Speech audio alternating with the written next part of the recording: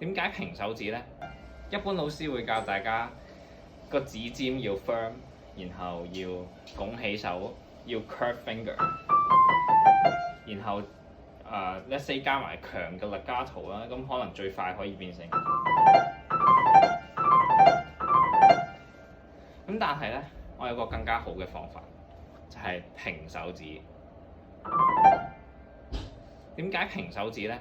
大家如果試下曲住手指咁樣喐，例如2、3手指咧咁樣喐，同埋伸直佢咁樣喐，邊個會快啲啊？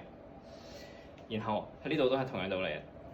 我哋用同埋仲可以用多啲個 flat finger， 用多啲個 pillow 去彈琴。咁你控制個聲，控制個 legato 會控制得好啲。